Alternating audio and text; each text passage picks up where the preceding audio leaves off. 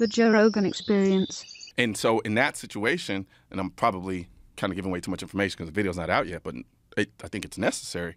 So the guy walks in. He says he's robbing the place. He hadn't shot anyone yet. But he starts arguing with another person. And the other guy's supposed to be like a new concealed carrier. And then the guy stands up. He's like, yo, what is your problem? What are you doing? And he's kind of angling towards his gun, but he's not. He hasn't gone for it yet. The other guy has a gun too, the guy who came in to rob the place. But he hasn't pointed his gun at anyone. He hasn't shot anyone. So at that point, theoretically speaking, you could argue that's just mutual combat. Yeah. Right? So which one can I shoot? Who's actually endangering who? Right. Right? So I ended up shooting the guy who came to rob the place. The problem is I shot him in the back too. But that was from the standpoint of when I decided to shoot, I know how to shoot. So I dropped 4 or 5 rounds just naturally into the guy. He's like, oh shit, he turns around because he's getting shocked as I'm shooting him. So he turns to run. So is it like a laser that sets off like a haptic feedback? Yeah, so you're wearing a vest, right? It's called a stress vest. So you're wearing a stress vest, and so it sends out a laser every time you hit that person, and it shocks you. And does it shock you like a taser? Does it shock? It's as bad as you want it to be. Really? Yeah. So you could get it to the point where it immobilizes your body? I don't think it gets that high. I think it gets to the point where you're like, okay, get this thing off me. Have you ever been tased? No. I haven't either, but I've watched people get tased, and I'm curious. I'm not. Because some people can just fucking handle it, man. They can't. But aren't they usually high? I don't know. It's a good question. I think sometimes they're high. But how does that stop your body from shutting off due to the electricity? That is true. That I don't know. Because I've seen people just get zapped, and they just stand there, and like they just pull the shit right out of the body. Now, I did see this one video guy did that. The cop was being very patient with the guy. And he zapped him, and nothing. And he's like, all right. And he zapped him again, he dropped. Really? So, second time he dropped. So I don't know what part, Yeah. I don't understand. That's outside of my wheelhouse, honestly. My friend Dana White, he went for one of his shows. They all got tasered, and they felt like their body just shut off. Like they just fell over. See, the funny thing about it is I had the stress vest on too. So when I was doing it, so the whole time I'm like, I don't want to experience this. Yeah. So yeah. So if he hit you, he turned and hit. Yeah. Yeah. Yeah. I'm curious of what that's like. I'm sure it's horrible.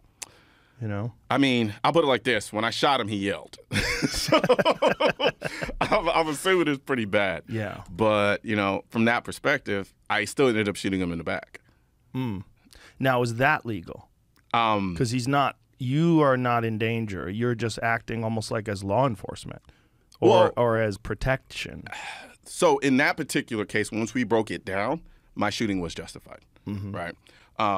But it just goes to show you how thin that line is between justified and unjustified. And doesn't it also in that situation, was there cameras involved? Yeah. Because it's in a store. Yeah. But what if you're in a school, like in a school situation? Like if you walked in and shot that guy who was killing those kids and you shot him in the back, clearly you'd be justified. Yeah, you'd be justified right? at that because that's in defense of a third party. Okay. Right. So at that point, all bets are off. Like whether I shoot you in the back, front, side. But I guess the argument that could be made in my particular situation is he was retreating. Right. Right. Because he was running out. That's why I shot him, because he turned to run away. And so it was basically, and it happens really quickly. Right. And the split times between my trigger pull are pretty fast. So it's like bang, bang, bang, bang. And that time period, he can turn and catch one in the back. But you get an aggressive enough prosecutor, that's the argument they made. If I was a prosecutor, that's the argument I would make. You know about the case in Austin where a guy was not charged for a long period of time, but it was at one of the protests during the pandemic, and this guy apparently was military, and he was an Uber driver. He was Uber driving. I do remember that. Yeah. So he pulled down this road. I think he was following his GPS, and he pulled down this road, and all of a sudden he's faced with the people that were blocking the road. Yeah. And this guy pulls an AK-47 out and points it at him. Yeah. And he shoots him. He's a veteran. Yeah. I mean, he's used to being in live combat situations, and he just pulls out his gun and shoots him. Yeah. Did he get charged? He did get charged. Did he get convicted? I don't know. Okay, let's find out what the status on that was, because all of my friends that are law enforcement or military were furious that he got charged, because this guy literally pointed the gun at his face. Yeah. Like he's standing there pointing the gun. what are you going to do? It's like, how do you know if the guy's going to kill you or not? Right. Like, it's unreasonable to point a gun at a person in that scenario. But you know what that speaks to? What? Education. Education. Dude, like I in my videos, I say this time and time again. We have over 400 million guns in this country, man. You're not getting away from the guns. You're not. And if you take them away from legal people that have them legally, The only people who are going to have them, are the people that have them illegally. Exactly. And so, if we understand that this is the country that we live in, we have a Second Amendment, we understand the culture in this country. Why would we not spend just even a decent amount of resources on a federal level, and let's say local level, to teach people the dynamics involved with firearm ownership? Let me ask you this. One of the things about people that are pro Second Amendment is they don't want to change any of the restrictions or the way it's set up right now.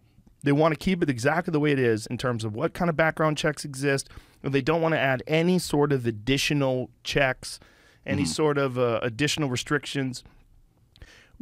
Why is it so easy to get a gun license? Because efficiency. But why is it so hard to get a driver's license? Because people suck at driving. But don't people suck at shooting? Some do. A lot of people do. A lot of people do. The difference, right? though, too, is we're talking about a constitutional right versus a privilege. When I got a concealed carry permit, I had to go through an extensive examination, which also involved showing that you are proficient at shooting. Why don't people have to do that? Well, because we are talking about a constitutional right. Right. So the standard is a lot different than, say, okay, we're giving you the privilege to drive this car on the road. So like with the car, I can own any car I want. If I have private property, I can drive all over that private property without any education, without any instruction or any of that stuff. Now, the moment I want to step out into the public with this car and drive it on public roads, that's when I have to get licensed, get registration, and all of those things. Okay, I see what you're saying. Yeah. So if someone wants to have a gun and they want to take it somewhere, then they have to go through these examinations. Generally speaking. So, like, but not that here. used to be the case in Texas. Now, no. Now we have constitutional carry, which means that you don't have to go through those procedures in order to carry a firearm. So here's the story. Uber also released a statement. Unfortunately, we aren't able to comment on pending litigation. This is about the guy who's an Uber driver. As we've released in the past, this incident is not related to the Uber platform. It says, for now, this gentleman, Perry, remains indicted on multiple charges, including murder in this case. In August, his attempt to get the murder charge dropped was denied. From what I understand, this is has to do with the district attorney in Austin. That they, we have a lot of very liberal district attorneys in this country. They just repealed the guy in San Francisco to screams and cheers of people who are dealing with unprecedented crime and homelessness there. And don't get me started on San Francisco, bro. Oh, you're the one who told me about it. You're the one who explained to me the whole homeless situation, and we've talked about it multiple times and credited you with explaining it. You know, since you're a lawyer and you understand like the inner workings of the machine in a way that I probably don't. I'll be honest with you. You know what got me to understand it? It wasn't me being a lawyer. It was me being on the ground and seeing this shit and talking to the people. That's what really set it off for me. Because when I was with the NRA and we were doing these mini documentaries, going to these different places and talking to the people on the ground, they were explaining stuff to me. You can watch the video. You see it in my face. Like, I'm like, the same way you reacted is the same way I reacted when I first heard it. I thought it was a funding thing. I thought, like, we need more money for homelessness. And then when I realized that it's a business, it's like a light bulb went off. When you explained it to me, I was like, of course. Yeah. It's like everything else. When you showed me the numbers and the people in L.A. making $260,000 a year to deal with the homeless situation and it's not going anywhere, I'm like, that person has a fucking great job. You know, I actually analogize that to the issue with gun violence in the inner city. How so? So, it's a theory. Do I have concrete data to affirm it? Nope. But I think to a degree, a lot of these leaders and politicians in the inner city need that violence in the inner city to continue as a way to justify the necessity for them being in the positions that they're in. Like what kind of positions? So, if you think about it, the vast majority of the gun violence in this country is from the inner city. Like overwhelmingly so. The numbers are crazy. Like when people talk about gun violence in this country, maybe we should start with that, right? Gun violence in this country, when you look at gun deaths, a gigantic percentage of them are suicides. Yeah. Right. I What is? would say about 63 to 65% are suicides. Okay, so when we're talking about gun violence, I mean, I am not clearly I'm not in favor of suicide. Yeah. You know, obviously, I want people to get help and live happy lives, but this is not my main concern. My main concern is people harming other people. Yeah. So when we look at the numbers of gun violence, it's always exaggerated because they don't include the fact that that is they're starting to number. do it now. They did it before. Yeah, I only hear about it on Fox News. Yeah, like they legit. I remember because this was like at the genesis kind of my 2A advocacy when I was looking at the numbers, because I kind of initially just took the numbers for what they were. And I just assumed, because you hear gun violence, you hear gun deaths. You're thinking people shooting at other people in the middle of the street and dropping dead, right? And then I started looking into the numbers, and I started realizing, wait, 63 to 65% are suicides? And like point out, it's not that I don't care about suicides, but then I also backdoored and I said, okay, well, let's look at the suicide rate just as a whole in America versus other places that have strict gun laws. And I remember when I was on Bill Maher and I was sitting at the round table, we kind of started getting into that discussion. And you would think, considering we have as many guns as we have in this country in the hands of civilians, you'd think on the surface we'd lead the world in suicides. We don't. We're not even close. So that stands to reason that the issue with suicides isn't a gun thing. It is purely a mental health thing. Yes. Right? So that's why I'm able to, okay, let's set this aside and now deal with what's remaining. Then you have a very small percentage that are accidental gun deaths, right? We're talking about like maybe totality in a year, 1,000. And what percentage is that about? I think it's like, if I remember correctly, it's like 3 to 5%. Okay. Or something like that. So we're almost at 70% then. Yeah.